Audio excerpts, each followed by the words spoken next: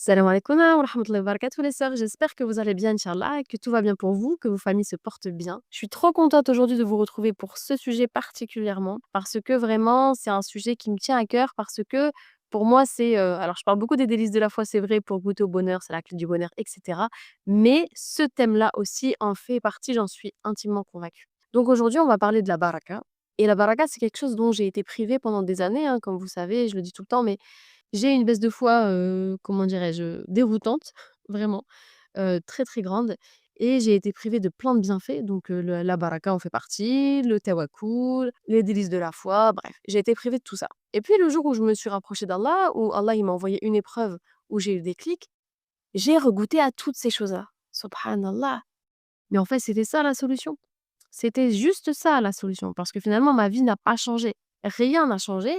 Bon, à part que voilà, je fais des podcasts et cetera. Mais je veux dire dans mon foyer, rien n'a changé. Toujours le même mari, alhamdoulilah, toujours les mêmes enfants, alhamdoulilah, toujours la même maison, alhamdoulilah, toujours la même situation, alhamdoulilah, mais ça va mieux. Et pourquoi ça va mieux? Parce que j'ai priorisé Allah et Allah du coup, il m'a donné plein de bienfaits. Barakat, tawakkul, délices de la foi et cetera et j'ai envie aujourd'hui et je vous dis pas ça du tout pour, par ostentation pour me la raconter, Allah al-Moustaan, qu'Allah nous préserve toutes de l'ostentation. Mais je dis ça au contraire pour qu'on se motive et pour vous dire, bah, vous voyez, moi, j'étais en baisse de foi totale, j'arrivais même plus à prier, Allah al-Moustaan, j'arrivais même plus à écouter du Coran. Allahu Akbar, vraiment, adjib et aujourd'hui, alhamdoulilah, je suis là à vous parler, à essayer de vous motiver parce que je suis convaincue qu'en fait, c'était ce manque de proximité avec Rabbil Alamin qui a fait que j'étais si malheureuse et du coup, bah, qui a entraîné une baisse de foi, un burn-out et cetera.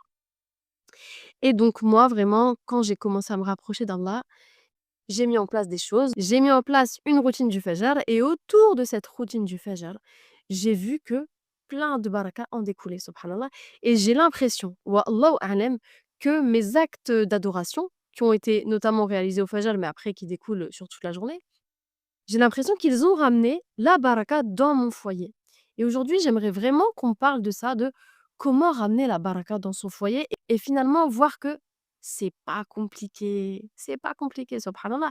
Mais il suffit juste d'une prise de conscience et puis un petit peu de motivation, mais c'est pas insurmontable. Donc, premier jour du programme de Oumaima, je me lève au fajr, alhamdulillah, je fais ma petite prière et puis je fais mes adkar.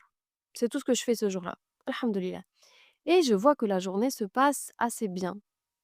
Alors je vais pas dire que c'est rare, hein, mais bon, j'ai quand même 3 enfants en bas âge, alhamdoulilah. À l'époque, ils étaient encore plus petits. Comment vous dire que c'était, sportif, n'est-ce pas? Et ce jour-là, bah, ça se passe bien, alhamdoulilah. Je me dis: «Bon, allez hop, coup de bol, alhamdoulilah» et puis le deuxième jour, c'est pareil. Troisième jour, c'est pareil et je me rends compte que même moi, j'ai plus de patience que même finalement quand mes enfants, ça reste des enfants, on va pas se mentir, ils vont faire des bêtises, ils vont se disputer et cetera, que j'ai plus de patience. J'ai moins de colère en moi. Je me dis: «Mais comment c'est possible?» et puis, je fais le rapprochement très rapidement, mais pas tout de suite, hein, pas instantanément, mais au bout quand même de quelques jours, je me dis: «Bah, c'est bizarre, subhanallah, ça peut pas être une coïncidence. Ça peut pas être du hasard» et Homaima, il nous parlait beaucoup de ça en plus, subhanallah, vraiment que le en te réveillant en fajr, ça va vraiment changer ta relation avec Allah et c'est ta relation avec Allah qui change ta vie, qui transforme ta vie et j'en étais convaincue, mais j'attendais de voir. J'attendais de voir tout de même et ça a été très rapide. Vraiment, j'ai pas dû œuvrer pendant, 6 mois pour que ça arrive. Les premières semaines, j'ai vu un changement radical dans ma vie, subhanallah, dans mon quotidien et ça, je trouve ça incroyable et je trouve que c'est important d'en parler parce que il y a beaucoup de rappels, c'est vrai, sur internet, la baraka, la prière, rapproche-toi d'Allah et cetera. Mais concrètement, je trouve que déjà, je trouve le rappel venant d'une femme, il est différent et moi, c'est vraiment ça qui m'a touchée. C'est le fait que ce soit Oumaima qui en parle avec ses expériences, c'est une maman, elle connaît, elle sait de quoi elle parle et cetera et ben, ça m'a touchée et moi, j'ai envie à mon échelle, entre guillemets, de faire pareil et j'espère vous motiver, vous toucher en vous partageant ça et en vous apportant un petit peu de douceur. Donc première chose, pour avoir la baraka, eh ben, tu vas te réveiller déjà, tu vas faire tes ablutions, alhamdoulilah, tu vas faire ta prière et puis tu vas faire tes adkar. Au début, les adkar, déjà au début, j'ai galéré, on va pas se mentir, j'ai vraiment galéré parce que déjà, je suis pas arabophone, donc je comprenais pas ce que je disais et puis je trouvais ça long, très, très long et puis des fois, il y en a beaucoup, tu dis beaucoup de fois donc c'est redondant. Après voilà, il y a Shaitan, hein, Shaitan il est là, il veut pas que tu les fasses, donc il va t'insuffler plein de trucs pas bien et cetera. Mais non, allez, je tiens, je l'ai fait, c'est pour mon Seigneur, c'est pour mon créateur, il m'a dit de dire ça, c'est qu'il y a un khair derrière. Donc je l'ai dit et cetera et puis à un moment donné, j'ai envie de comprendre ce que je dis. C'est vrai que les premiers jours, je les disais qu'en arabe, je les lisais, mais je lisais pas forcément la traduction. Le fajr, il était très, très tard. Mes enfants, ils étaient déjà réveillés, donc j'avais pas le temps vraiment de me poser, de faire mes adhkar tranquilles, de lire la traduction, de les ressentir, de les méditer. Voilà, je vais parler sincèrement. Au début, c'était pas ça. C'était juste, je dis en arabe, je comprends rien, mais je le fais sans méditer parce que tu peux pas méditer quelque chose que tu comprends pas. Donc voilà. Mais quand même, il faut souligner qu'il y a quand même eu un impact et c'est là où vraiment on voit que ça vient d'Allah Azza wa Jal et c'est pas juste un effet placebo ou je ne sais quoi parce que je ne comprends pas ce que je dis, je comprends rien, je le fais mécaniquement mais parce qu'il faut le faire et Allah, il vient tout de suite me récompenser pour mes efforts.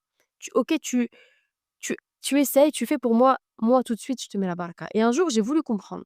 Donc quand j'avais plus de temps, je sais plus si mes enfants, dormaient plus longtemps ce jour-là ou si c'était, quand le fajr était un petit peu plus tôt, mais en tout cas, je me pose et je lis les adhkar en français.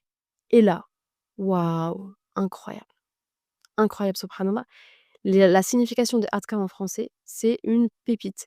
C'est une dinguerie, c'est vraiment un baume pour le cœur. Allahu Akbar, à tel point que j'en ai fait un podcast en français. Juste, je dis les adhkar en français, je le dis pas en arabe, pour qu'on comprenne ce qu'on dit. Et c'est incroyable. Et puis, dans les adhkar, tu demandes aussi la baraka. Donc si tu ne dis pas les adhkar, tu te prives déjà d'une cause parmi tant d'autres pour demander la baraka. Notamment, il y a une invocation, donc je vais la dire en français, vous m'excuserez, mais je vais pas la dire en arabe pour, voilà, si je fais des erreurs et cetera, j'ai pas envie d'induire en erreur. Donc: «Nous voilà au matin et la royauté appartient à Allah, le Seigneur de l'univers. Ô Allah, je te demande le bien de ce jour, ce qu'il contient comme conquête, victoire, lumière et bénédiction et guidée. Je cherche refuge auprès de toi contre le mal qu'il contient et le mal qu'il vient après lui». Donc déjà, dans cette invocation, on demande la baraka. Donc c'est important et il y en a plein. Bon après voilà, je vais pas toutes les dire, hein, mais il y en a plein. Il y en a plein et vraiment ne pas dire les adhkar, c'est vraiment se priver d'une cause en plus pour avoir la baraka et c'est vraiment dommage parce que la baraka, on en a tellement besoin, surtout nous les mamans, hein, enfin tout le monde, mais nous les mamans ou d'ailleurs pas que les mamans, mais je veux dire les femmes au foyer. Voilà, on connaît gestion du linge, gestion des enfants, gestion du mari, gestion il y en a qui travaillent. C'est compliqué, si on n'a pas la baraka, c'est compliqué. En plus, on est, je trouve, wallahu a'lam, dans une époque où vraiment on n'a plus de baraka. Vraiment, il y en a plus et je pense vraiment, wallahu a'lam, que la multiplication des péchés, l'éloignement des mosquées, le fait qu'il y ait moins d'actes d'adoration, l'éloignement de la sunna, la bid'a, la fornication, la musique, le vol, les meurtres, la médisance, la calomnie, la corruption, tout ça font que, je trouve, il y a moins de bénédiction. Donc, à nous, musulmans, d'aller chercher cette baraka et de la ramener dans nos foyers. Et c'est pas compliqué. Tu te lèves, tu fais ta prière, tu fais tes adhkar, alhamdulillah. Après aussi, tu lis le Coran. Le Coran, c'est un livre aussi béni. Le Coran, on l'appelle aussi Kitab Mubarak. Plus tu passes du temps avec du Coran, subhanallah, tu vas voir, plus ta vie, elle sera facile. Ça peut paraître fou, ça me fait rire parce qu'il y a une amie à moi, quand on parle d'Allah, quand on parle comme ça des actes d'adoration, elle nous dit: «Eh, si quelqu'un nous entendait, il nous prendrait vraiment pour des illuminés» et depuis, c'est devenu un peu notre référence à toutes les 2. Tu vois, laisse tomber, là, nous, on est des illuminés et j'aime trop, je trouve ça vraiment, beau parce que, hem, le commun des mortels ne peut pas comprendre ça. C'est ce qu'on dit aussi avec mon amie et vraiment nous, musulmans, qui sommes entre guillemets «hors du commun des mortels», on est vraiment les élus de Rabbil Alamin, on croit à ça. Il faut y croire que le Coran, c'est un kitab mubarak, c'est un livre rempli de baraka. Il va rapporter la baraka dans ton foyer. Il y a une parole de Anas ibn Malik qui dit: «Certes, la maison dans laquelle on lit le Coran apparaît aux habitants des cieux», donc c'est les anges, «comme les étoiles apparaissent aux gens de la terre». Donc c'est rapporté par At-Tabarani. Allahu Akbar. Quand tu lis le Coran, il y a comme une lumière qui émane jusqu'au ciel, subhanallah, jusqu'aux habitants des cieux, donc les anges.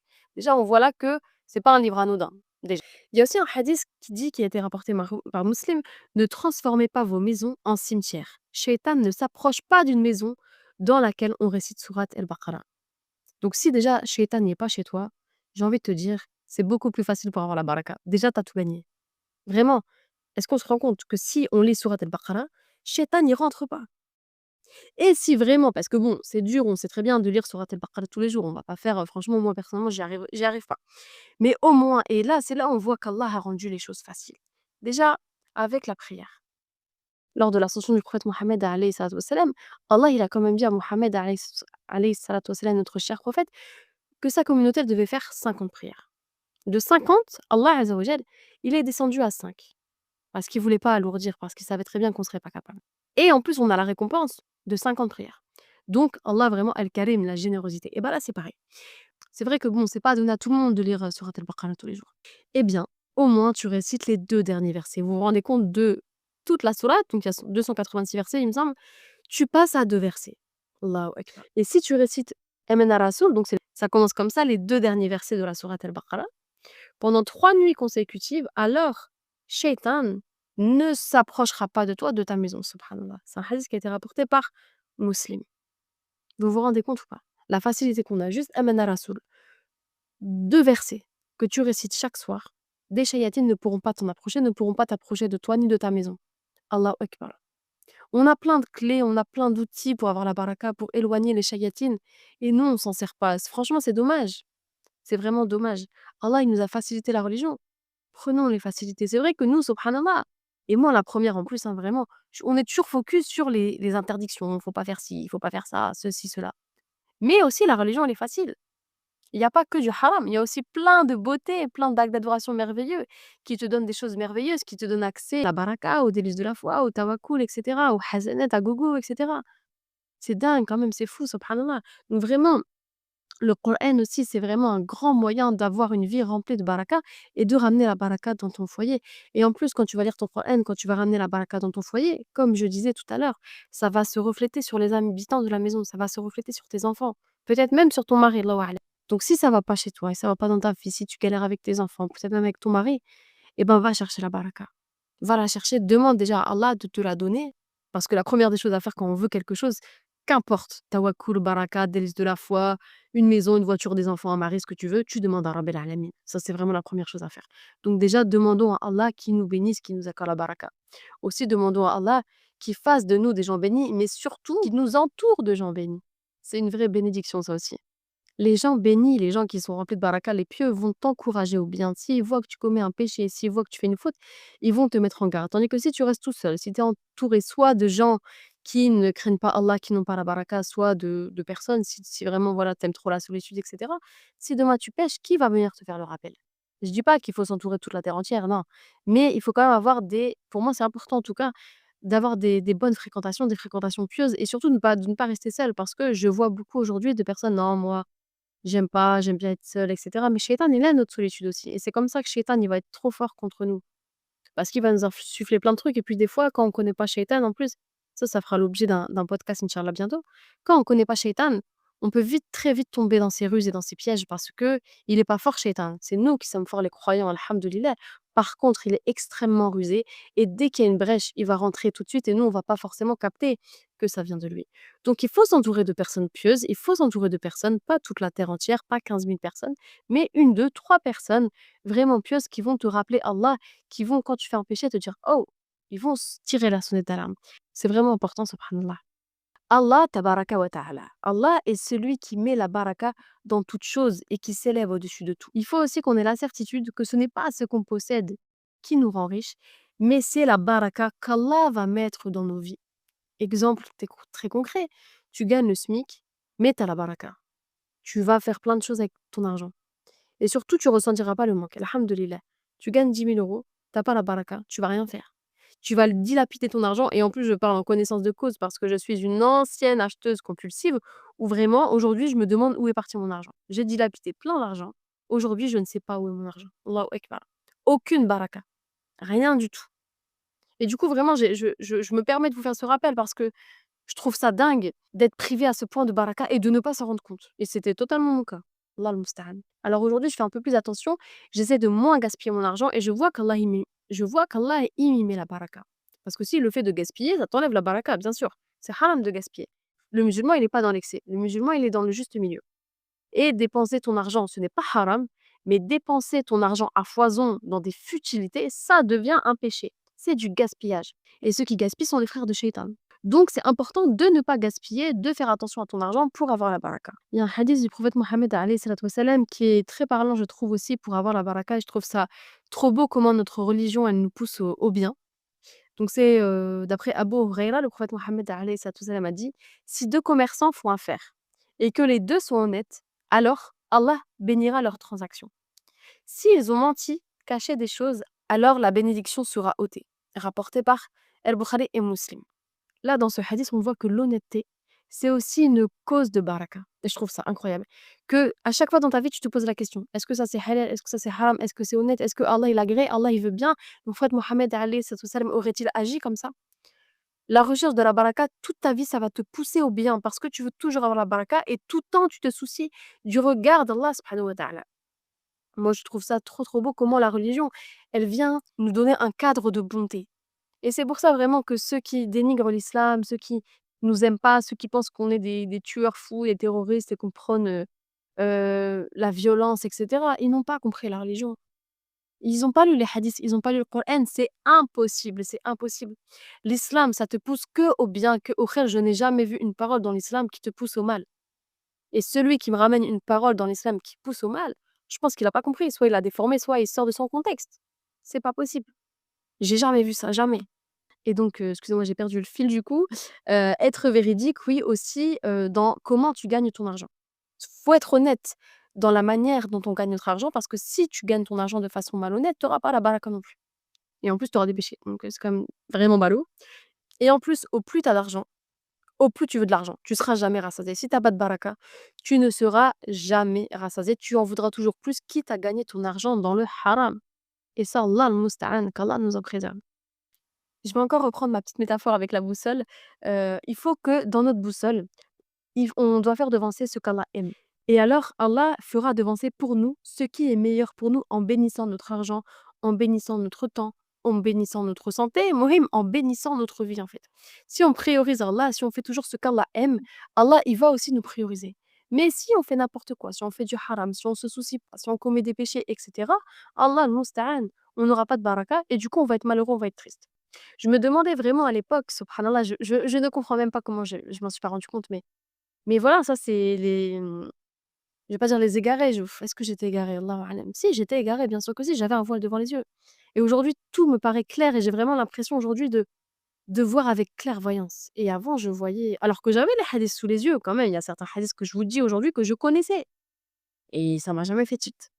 Allahu akbar, c'est grave. Mais vraiment, aujourd'hui, le fait qu'Allah m'ait levé le voile de mes yeux, je suis vraiment reconnaissante, alhamdoulilah et j'ai envie qu'on s'élève toutes ensemble vers Allah et c'est pour ça que je fais, des podcasts. C'est vraiment pour vous dire les sœurs, allons chercher la baraka, allons chercher les délices de la foi, allons chercher notre akhira aussi parce que le but, c'est quand même d'aller au paradis. Notre vie, c'est un test. Cette phrase, on l'entend tout le temps. Ta vie, c'est un test, tu n'es que de passage sur cette terre et cetera. Mais quand tu as un voile devant les yeux, elle fait pas sens et le jour où Allah lève le voile parce qu'il te guide, parce que tu demandes la guider, parce que tu fais les causes pour être guidé, alors tout prend sens. Allahu akbar. Vraiment, il faut aller chercher la guider. Si, bien après, bien sûr, voilà, on commet des péchés, etc. On n'est pas des anges, il n'y a pas de problème. Mais déjà, il faut minimiser, il faut s'éloigner des péchés majeurs, ça c'est la priorité. Et il faut toujours quand même, quand on fait un péché, au moins tu culpabilises et puis après tu vas faire tawba, alhamdoulilah. Mais toujours, toujours, toujours garder en tête que notre vie, ce n'est qu'un passage et que finalement, on ne sait pas quand on va mourir. Peut-être que je vais mourir demain. Alors, est-ce que ça vaut le coup de commettre ce péché? Est-ce que ça vaut le coup de me priver de baraka? Pour aller quoi? 10 minutes, 1 heure de plaisir parce que j'ai kiffé, j'ai fait un péché? Franchement, ça vaut pas le coup. Priorisons Allah. Faisons d'Allah le centre de notre vie en allant chercher la baraka, en allant chercher le tawakkul, en allant chercher les délices de la foi et c'est ça la clé du bonheur. Et finalement, ce podcast, c'est un podcast sur la baraka, bien sûr, mais c'est aussi un podcast sur comment on acquiert le bonheur, comment on a le bonheur. Bah, en allant chercher la baraka. Parce que la baraka, pour moi, c'est la clé du bonheur. Parce que tu auras beau avoir tout avoir, une belle maison, un beau mari, des beaux enfants, une belle voiture, un compte en banque bien rempli. Wallah al-azim, si tu n'as pas la baraka, je te jure que tu ne seras pas heureuse. Tu ne seras pas heureuse, c'est impossible. Donc, allons chercher la baraka. Comme on voit, c'est pas compliqué. Il suffit de lire un petit peu de Coran.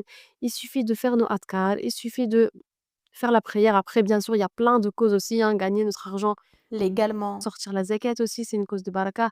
Mouhim, il y a plein de causes. Là, j'ai vraiment fait un petit condensé pour amener la baraka dans nos foyers, mais en vérité, il y a énormément de causes pour avoir la baraka.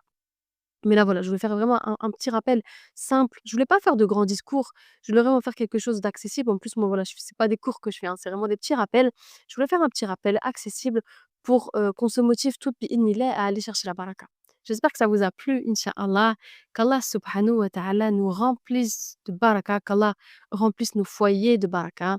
Je vous dis à très bientôt, inch'Allah. Assalamu alaikum wa rahmatullahi wa barakatuh.